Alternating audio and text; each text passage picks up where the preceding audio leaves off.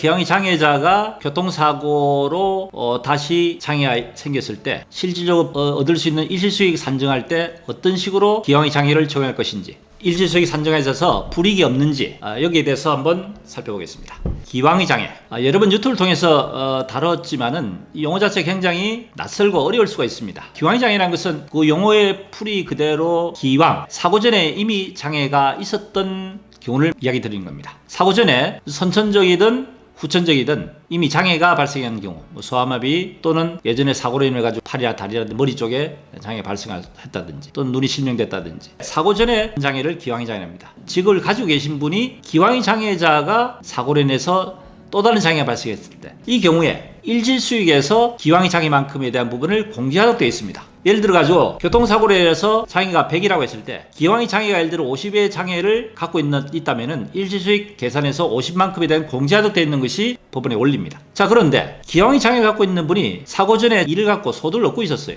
이런 분이 교통사고로 또 다른 장애를 입었을 때 자기가 받는 소득에서 다시 기왕이 장애분을 또 공제를 할 것인지 아니면은 공제를 안 할 것인지 상당히 문제가 되어 있죠. 예전에 법원 입장에서나 보험사 입장에서는 한결같이 기왕이 장애는 무조건 일시수익 공제를 해야 된다는 주장을 계속 관철해왔습니다. 최종적으로 대법원 입장에서는 기왕이 장애가 있다고 하더라도 사고로 인해 가지고 장애가 발생했을 때 기왕이 장애자가 어떤 직종에 종사해서 급여소득이 있는 사업소에 기왕이 장애를 안고 소득을 얻고 있었기 때문에 실질적으로 이 사람이 정상인 상태에서의 소득을 얻었을 때보다는 당연히 어느 정도에 대한 손실을 감수하고 이미 그 소득은 기왕이 장애로 감안된 그 소득을 얻고 있다 이래 볼 수 있기 때문에 교통사고로 인해서 다시 거기에서 기왕이 장애를 또 공제하는 것은 논리적으로 맞지 않다 하는 것이 법원의 입장입니다. 그래서 기왕이 장애자가 교통사고로 다시 장애를 입었다 했을 때 이분이 급여소득이든 사업소득이든 소득을 갖고 있었을 때는 그 소득 자체는 어느 정도에 대한 손실이 감수된 상태에서 자기가 얻을 수 있는 소득을 얻었기 때문에 그 소득에 대한 부분에 대해서 다시 추가로 교통사고 장애만큼에 대한 것을 공제해서는 안 된다 하는 것이 법원의 입장이라는 것. 자, 오늘은 기왕이 장애 경우에 있어서 사고 전에 어떤 소득을 얻고 있는 소득자인 경우에 있어서 다시 교통사고 장애가 발생했을 때 기왕이 장애를 일시수익에 다시 공제할 것인지 공제해서는 안 된다는